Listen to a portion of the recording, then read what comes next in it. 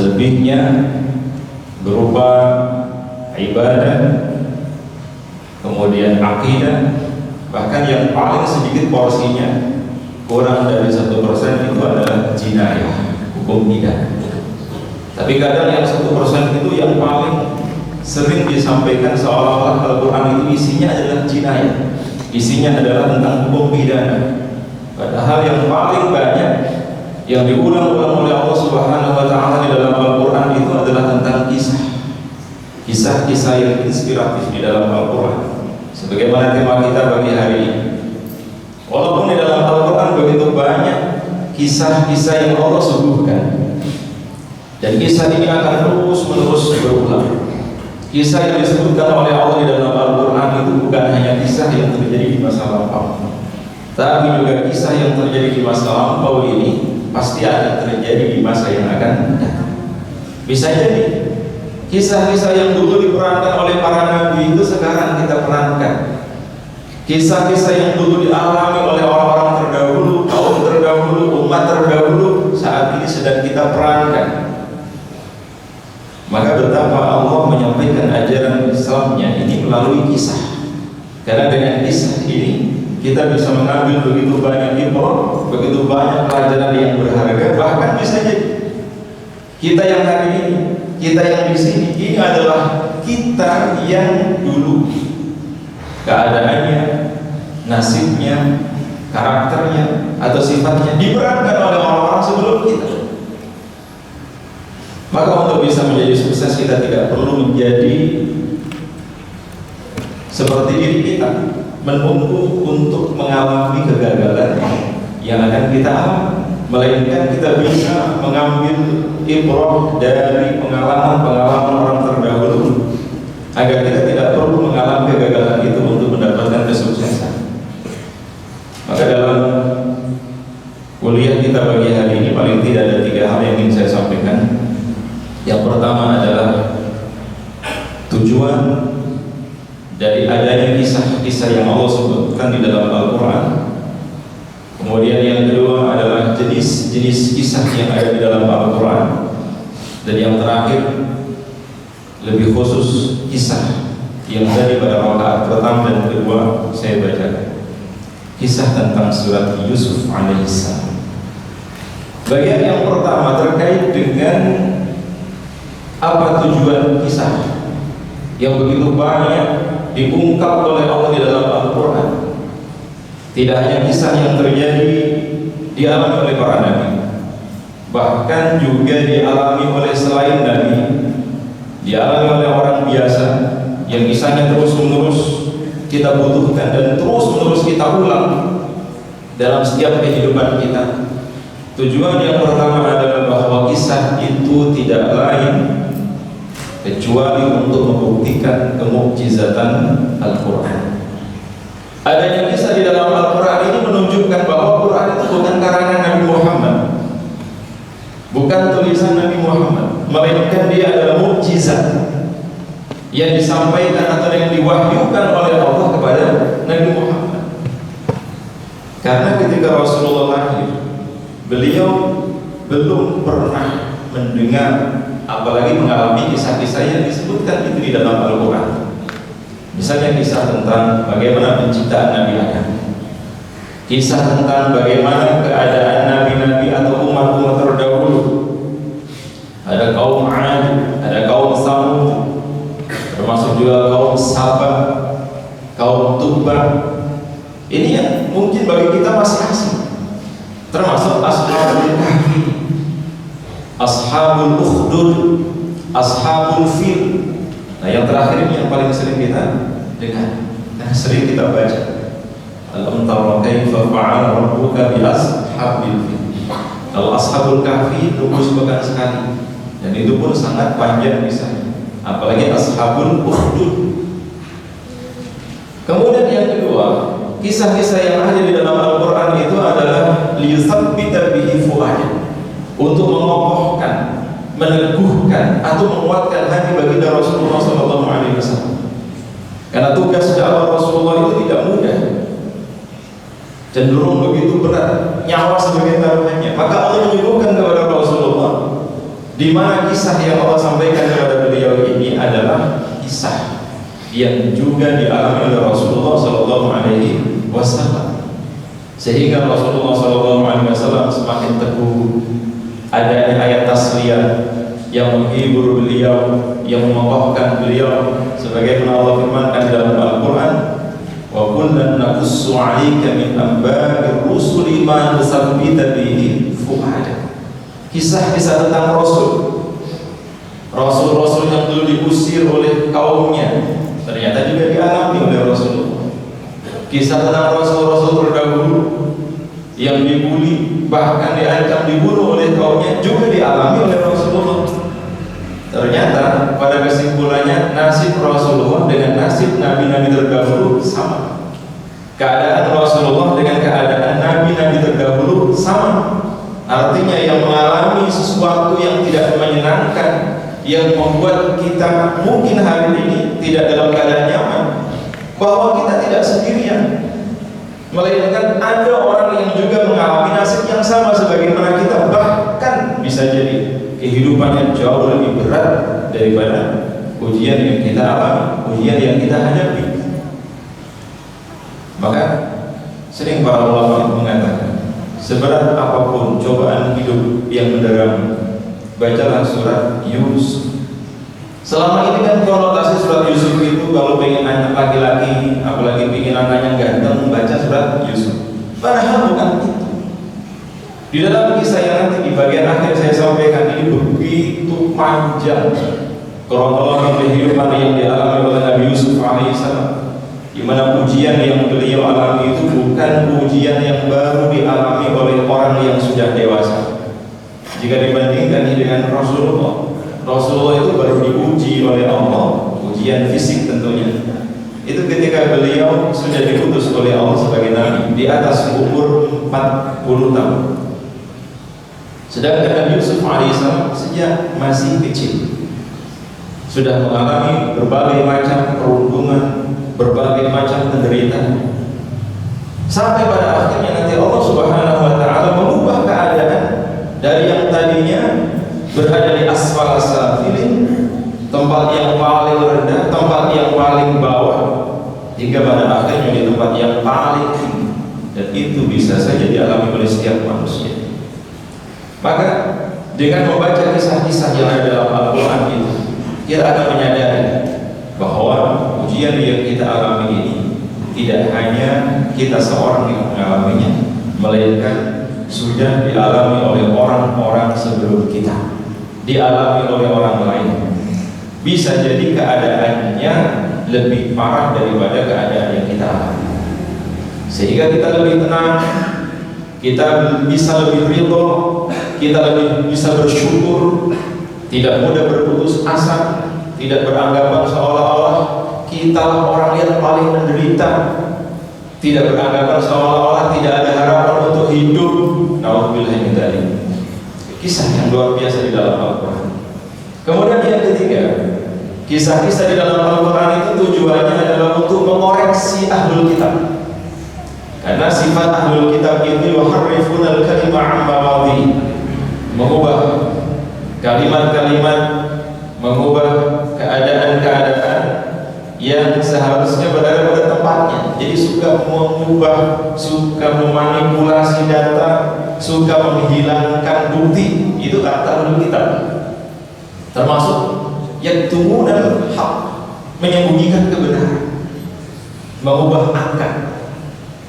Itu adalah karakter ahlul kitab. Maka Al-Quran hadir dengan kisah yang benar. Bahkan begitu detail, berapa jumlah Ashabul Kahfi misalnya, yang sebelum turun surat Al-Kahfi diperdebatkan bilangannya. Saya quluna salasatu rabi'uhum kalbuhum.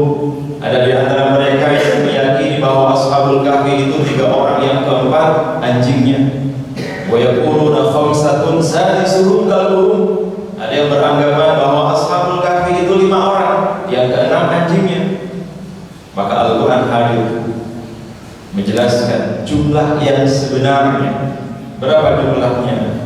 Wa yaquluna sab'atun wa sami'uhum kalbuhum. Jumlahnya 7 orang, yang ke-8 anjingnya. untuk mengoreksi atau menjelaskan tentang yang sebenarnya seperti apa.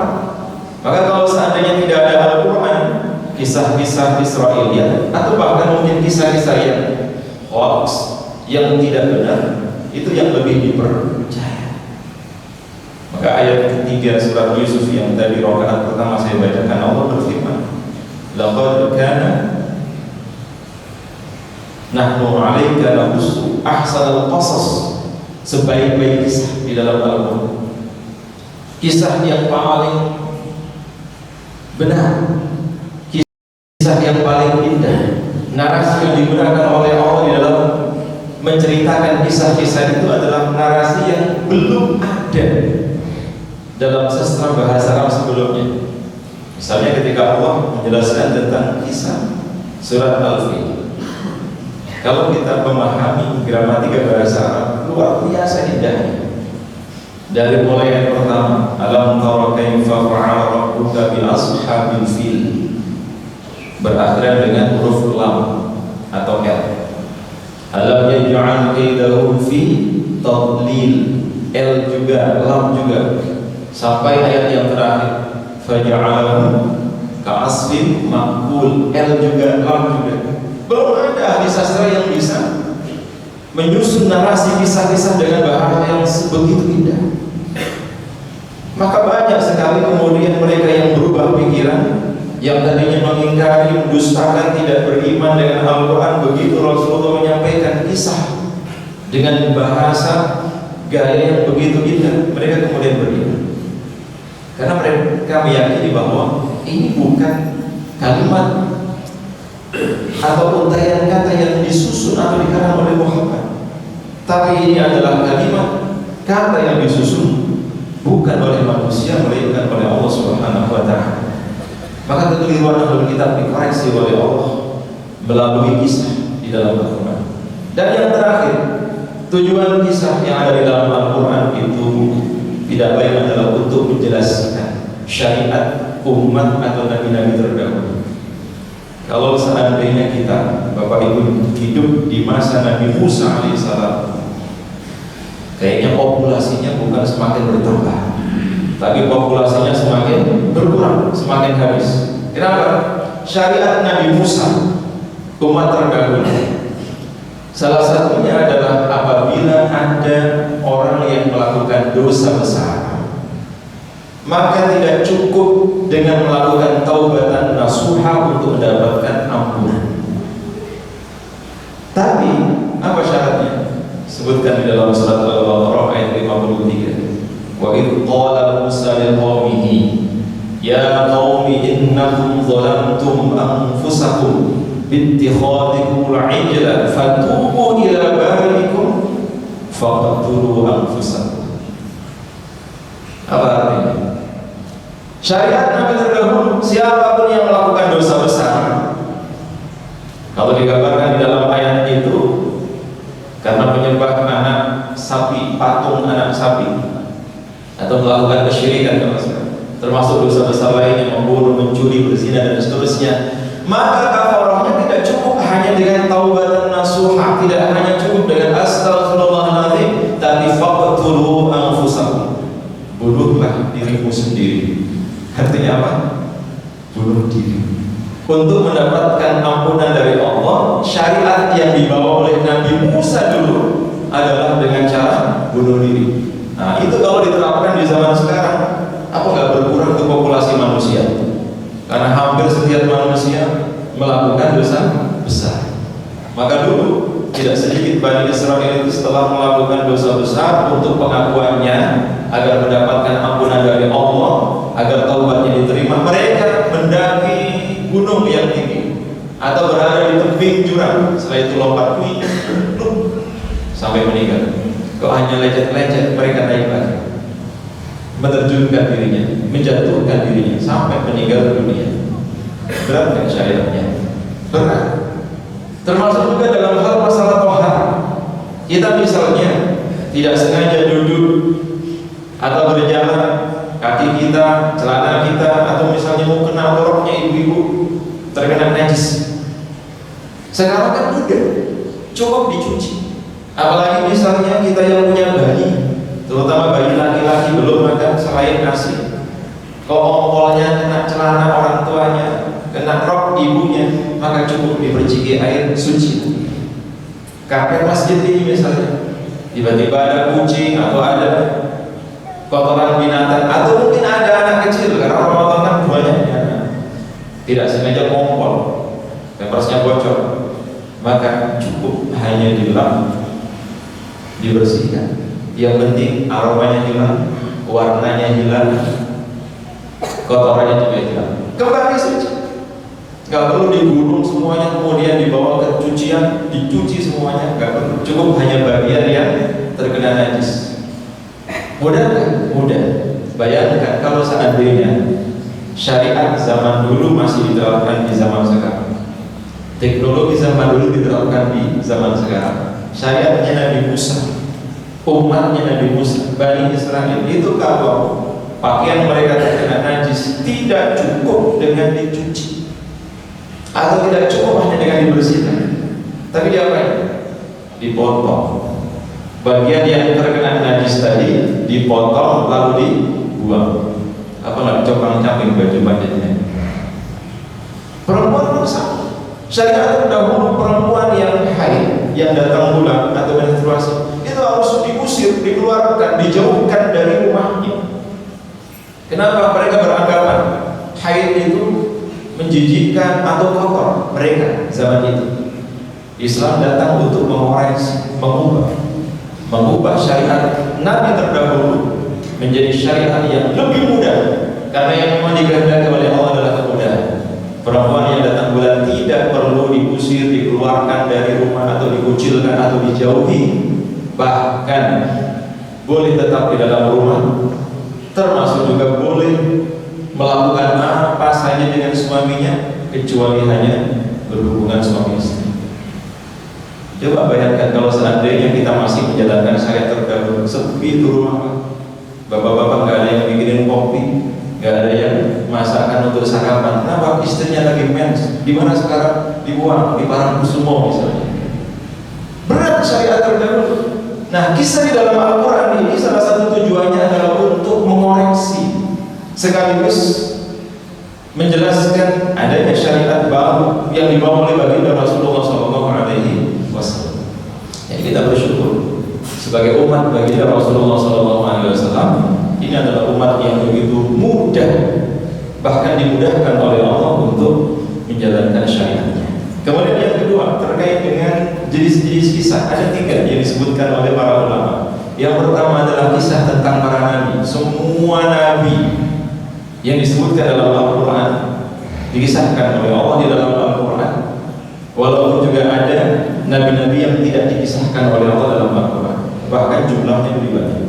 Kalau Rasul yang dikisahkan oleh Allah dalam Al-Quran ada sekitar 25 Rasul, tapi kalau Nabi bahkan ada 2000 lebih, itu yang dikisahkan. Yang tidak dikisahkan lebih banyak lagi.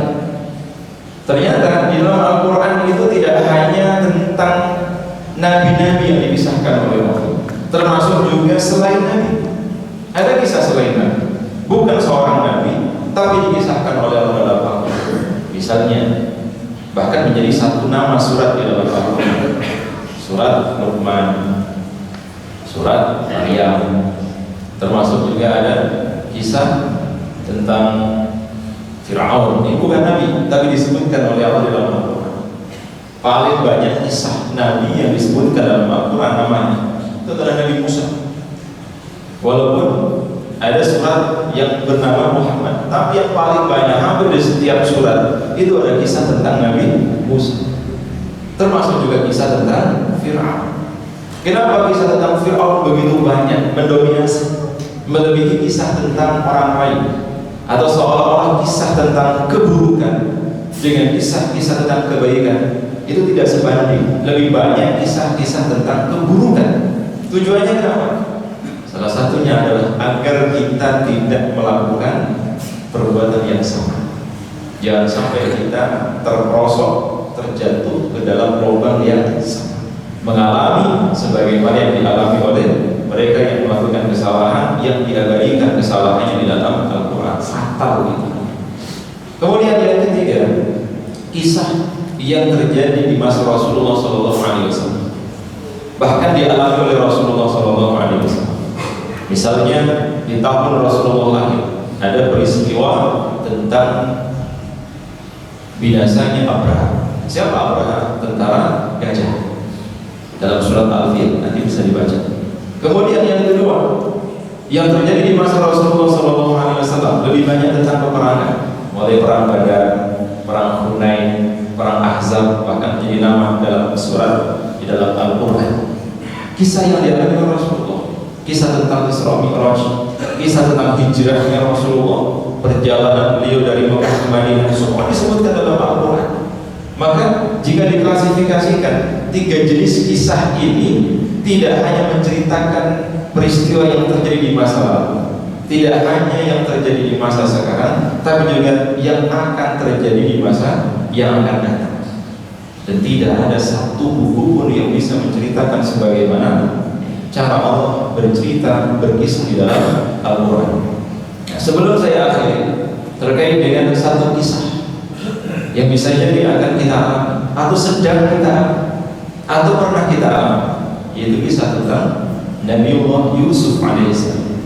Kenapa kisah ini sangat inspiratif, kisah yang sangat menarik, bahkan diabadikan oleh Allah di dalam Al-Quran sebagai nama suatu surat, surat Yusuf, surat 12. Tadi yang saya baca hanya beberapa ayat pertama, kemudian beberapa ayat terakhir. Nah, kalau saya baca semuanya sampai Tuhan belum selesai. Diawali oleh Allah Subhanahu wa taala ayat kedua. Allah berfirman, "Inna anzalnahu Qur'anan Arabiyyan la'allakum ta'qilun." Wahai Muhammad, sesungguhnya kami telah menurunkan Al-Qur'an kepada dengan bahasa Arab agar kalian dapat memahaminya. Bahasa yang digunakan oleh Allah ini adalah bahasa yang digunakan oleh Allah di dalam Al-Quran ini menggunakan bahasa la'allakum ta'qilun. Artinya untuk bisa memahami Al-Quran itu mau tidak mau kita harus belajar bahasa Arab atau bisa bahasa Arab.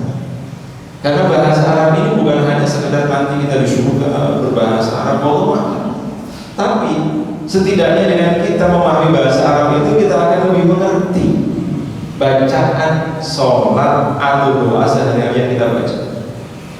Tidak hanya na'am, tidak hanya yes or no, tapi kita juga tahu apa sih makna yang ada dalam Al-Quran. Dan ketika imamnya baca itu, kita sebagai makmum sudah otomatis menerjemahkan. Bahasa dibuat oleh Allah sebagai bahasa Al-Quran, la'allakum ta'qilun, agar kita memahami. Karena satu-satunya kunci untuk bisa memahami Al-Quran, memahami hadis itu ya bahasa Arab, bukan terjemahannya. Terjemah itu alternatif. Orang sekarang baru baca terjemahan sudah luar biasa. Padahal apa yang diterjemahkan kadang berbeda dengan teks asli di dalam bahasa Arab atau Al-Quran itu sendiri. Lalu Allah mengatakan, "Nahnu naqussu 'alaika ahsanal qasasi bima awhayna ilaika hadzal Qur'an wa in kunta min qablihi laminal ghafilin."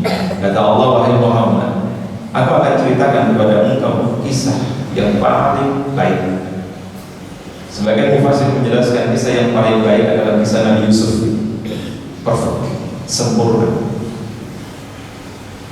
Walaupun engkau, kata Allah kepada Rasulullah, sebelumnya termasuk orang yang tidak tahu, Nabi sebelum dikasih tahu oleh Allah tentang bagaimana kronologi, termasuk juga biografi tentang bagaimana Nabi Yusuf alaihissalam dan juga nanti keturunannya, peristiwa yang melatar belakangi, Nabi tidak tahu, karena beliau bukan dari keturunan Yahudi, dari jalur yang berbeda. Beda dengan keturunan Yahudi yang memang turun-temurun disebutkan kisah tentang Yusuf ini, sehingga wajar kalau orang Yahudi lebih mengetahui. Tetapi sebagaimana disebutkan di dalam beberapa ulumul Quran terkait dengan kisah Nabi Yusuf ini, sebagian ahlul kitab tes Rasulullah, ini Nabi beneran atau Nabi kawin. Kemudian mereka bertanya, wahai Muhammad, ceritakan kepada tentang kisah seorang Yusuf. Karena Nabi belum pernah mendengar bagaimana kisah Nabi Yusuf itu. Beliau tidak bisa bercerita sampai pada akhirnya Allah turunkan surat yang ke-12 itu, sehingga beliau bisa menceritakan begitu detail seorang Nabi yang diuji oleh Allah dengan ujian yang paling berat. Sebagaimana tadi saya sampaikan, ujian yang dialami Nabi Yusuf itu bukan ujian ketika atau setelah beliau dewasa, tapi ujian yang sudah dialami oleh seorang anak kecil yang tidak tahu apa-apa. Mulai dari ujian hasad, kedengkian. Apalagi yang tidak suka, yang dengki itu adalah saudaranya sendiri. Kita kalau dihasati, disiriki oleh orang lain saja kadang, wah hidup ini sepi, seolah-olah tidak ada tempat bagi saya. Apalagi yang menyiriki, apalagi yang tidak menyukai itu adalah orang terdekatnya, keluarga sendiri, saudaranya sendiri. Lebih berat lagi. Tidak berhenti di sini. Dari hasad ini kemudian menjadi ancaman untuk pembunuhan. Nabi Yusuf dibohongi. Dulu belum jadi nabi, Yusuf kecil sudah dibohongi. Diajak main, ternyata dijebak. Hingga pada akhirnya dimasukkan ke dalam sumur. Bayangkan seorang anak kecil, kalau sekarang mungkin usianya masih usia TK, dimasukkan ke dalam sumur. Dan itu adalah kesepakatan yang paling baik menurut mereka, karena ada rencana jahat yang lebih sadis lagi. Karena sebelum mereka melakukan kejahatan ini, mereka rapat dulu. Ada yang mengusulkan bunuh aja, selesai. Setelah itu kita akan berpura-pura jadi orang baik. Ada yang kemudian mengatakan jangan dibunuh, terlalu beresiko. Dah kita buang aja di tempat yang jauh. Akhirnya yang kedua ini diterima. Dibawalah Yusuf, diajak ke suatu tempat. Kemudian beliau ditelanjangi, pakaiannya dilepas. Tidak hanya ditelanjangi, dibuang ke sumur. Lalu pakaian yang tadi mereka lepas, pelakunya ini bukan orang lain. Pelakunya ini adalah kakak-kakaknya sendiri, saudaranya sendiri. Ada nggak yang pernah mengalami seperti yang dialami Nabi Yusuf? Dan tidak main-main, dibuang ke dalam sumur tua, jauh dari perkampungan. Mungkin saat ini misalnya anjing pelacak saja tidak akan menemukan di mana keberadaan Yusuf. Setelah mereka meluncuri pakaiannya Yusuf, lalu pakaian itu dilumuri dengan darah. Sudah menyusun sebuah strategi rencana. Setelah itu mereka kembali pulang dengan menampakkan wajah sedih. Jadi ternyata orang bohong itu tidak hanya sekarang, sejak zaman Nabi Yusuf. Mereka mengimbau kepada ayahnya Yusuf, ya juga ayah mereka, Nabi Yakub alaihissalam, mengarang cerita palsu seolah-olah Yusuf itu diterkam oleh serigala. Saat mereka meninggalkan Yusuf seorang diri bermain-main, dibuktikan dengan apa? Mereka membawa bajunya Yusuf yang berlumuran darah. Insting seorang nabi dan juga turunannya begitu kuat. Nabi Yakub alaihissalam sudah tidak percaya. Kenapa? Karena baju itu masih utuh. Baju itu masih utuh. Kalau seandainya Yusuf dimakan, diterkam oleh serigala, sudah pasti robek-robek. Jadi tidak ada yang namanya kebohongan itu sempurna. Tapi Nabi Yakub, yang walaupun beliau tahu bahwa ini adalah cerita bohong, bahwa ini adalah hoax palsu, beliau mencoba untuk menjaga kesabarannya. Jadi ujian Nabi Yusuf ini bukan Yusuf seorang diri, tapi sekaligus ujian bagi siapa? Ayahnya. Cuma kalau sekarang pakai Rubicon. Jadi ini ujian bukan hanya Nabi Yusuf, tapi juga ujian untuk orang tuanya. Karena sebelumnya Nabi Yakub akan ada peristiwa yang terjadi pada anaknya, Maka Yusuf diwanti-wanti, engkau jangan menceritakan apapun termasuk mimpi yang kau alami kepada saudaramu. Sebagaimana pada ayat keempat surat Yusuf, sejak kecil Yusuf itu bermimpi melihat ada 11 bulan, bintang dan matahari bersujud kepadanya. Pagi harinya Yusuf menceritakan kepada ayah yang seorang ahli tafsir mimpi, yang nanti ilmunya ini nurun kepada Yusuf yang juga seorang ahli tafsir mimpi. Ya hanya tafsir Al-Quran ternyata ya, ada juga tafsir mimpi. Sampai saya punya kitab judulnya Ta'birur Ru'ya, tafsir mimpi. Kalau ngomong mimpi bisa saya tafsirkan. Bukan hanya Al-Quran, bukan hanya hadis, tapi juga ada tafsir mimpi. Dan bisa jadi itu benar, sebagaimana yang dialami oleh Nabi Yusuf. Tapi ingat, jangan semua peristiwa yang kita lihat dalam mimpi diceritakan kepada siapapun, apalagi di-upload di medsos. Tadi malam saya bermimpi digigit ular misalnya. Kisah dalam mimpi itu bisa jadi benar, bisa jadi bukan mimpi, bisa jadi salah. Maka ayahnya Yusuf mewanti-wanti, jangan menceritakan kepada kakak-kakak, karena mereka sedang merencanakan rencana yang jahat kepada dan kau pasti celaka. Kenapa? Karena syaitan berusaha untuk menyakiti atau untuk merusak hubungan baik manusia. Sehingga Yusuf melaksanakan perintah ayahnya tidak menceritakan mimpi. Tapi Yusuf nggak tahu apa maksud dari mimpi yang luar biasa. Bukan main-main mimpinya ini. 11 bintang, bulan dan matahari bersujud kepadanya. Yusuf kecil belum tahu apa makna dari mimpi ini. Dan peristiwa ini baru terbukti setelah sekian tahun lamanya. Tidak berhenti di situ. Setelah mengarang cerita bohong sampai pada akhirnya mereka begitu tega. Kok ada seorang saudara yang begitu tega dengan saudaranya, membiarkan tanpa belas kasihan adiknya yang paling kecil itu dibuang, ditinggalkan seorang diri begitu saja. Itu kalau memang tidak sampai ditolong oleh seseorang, bisa jadi sudah jadi mayat, sudah jadi bangkai. Nabi Yusuf teriak-teriak sekencang apapun saat itu, pasti yakin gak akan ada yang mendengarnya. Wong ini sumur tua, jauh dari mana-mana. Hingga pada akhirnya Allah buat skenario yang belum pernah dipikirkan oleh siapa. Istilah orang sekarang, kebenaran itu pasti akan menemukan jalannya.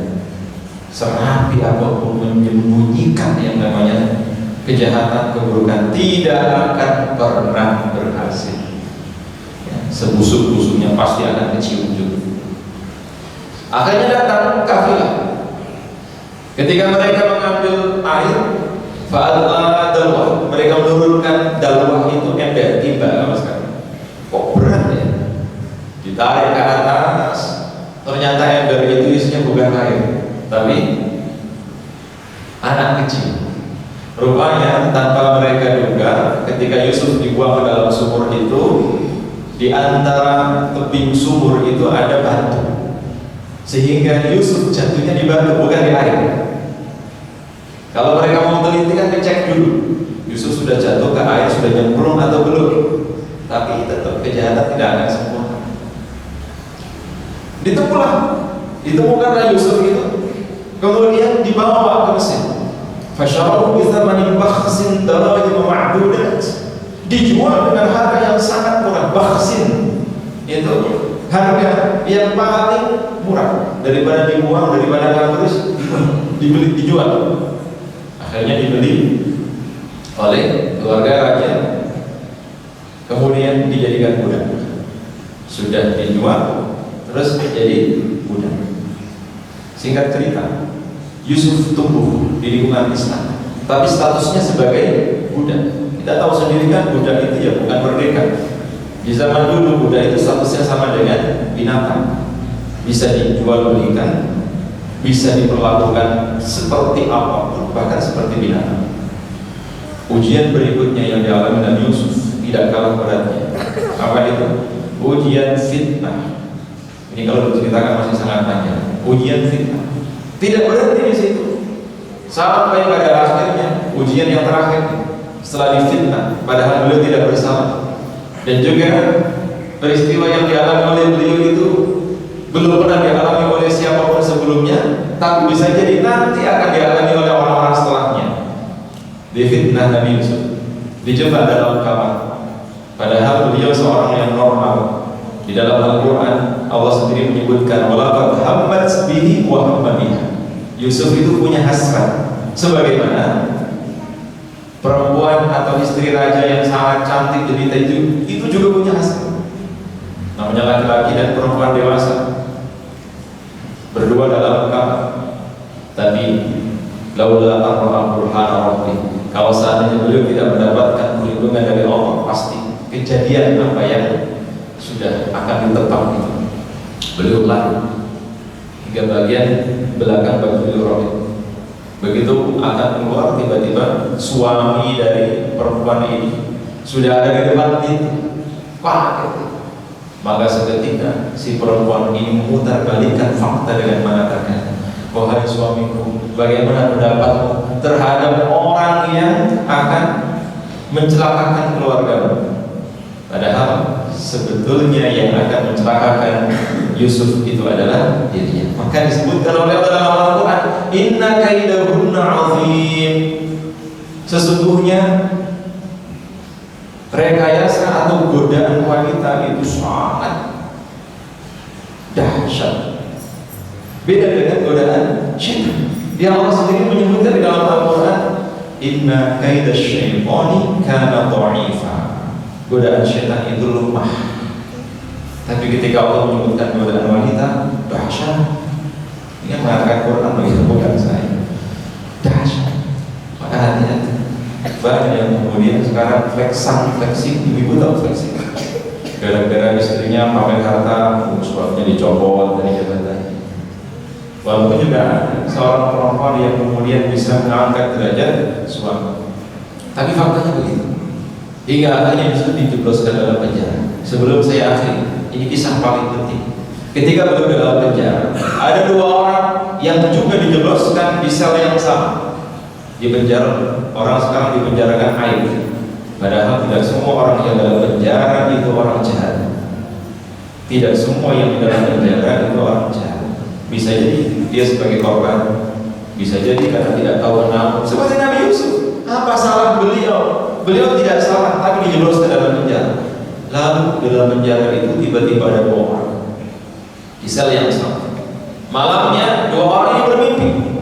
Orang yang pertama bermimpi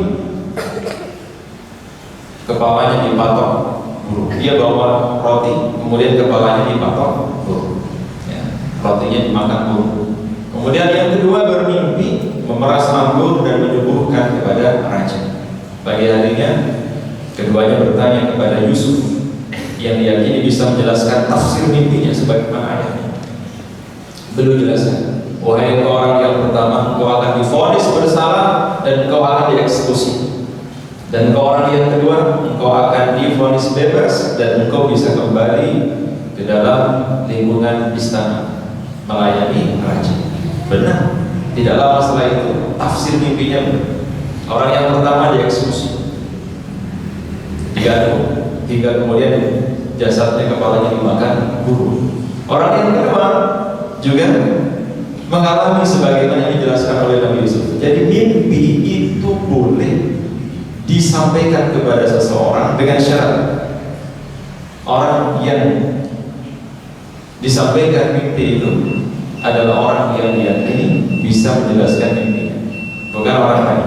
Tapi kalau kita tidak yakin dia menjelaskan mimpi kita, gak usah diceritakan, cukup disimpan atau ya mungkin ditulis dalam diary. Pesan terakhir Nabi Yusuf kepada orang kedua, wahai orang yang kedua, karena engkau akan bebas, maka tolong sampaikan kepada raja bahwa di dalam tahanannya itu ada seseorang yang divonis tidak bersalah. Istilahnya arbitres. Dia dihukum tanpa melalui persidangan. Tolong sampaikan kepada raja, sekiranya dia akan membebaskan saya. Nabi Yusuf itu bertahun-tahun panas sekali hidupnya, pengen beliau bebas. Ternyata ini sifat dasar manusia. Ketika susah, ketika gak enak, ketika dalam keadaan yang menghadapi masalah, biasanya nyari-nyari kan ya. Tapi begitu enak, begitu sudah nyaman, begitu mudah melupakannya.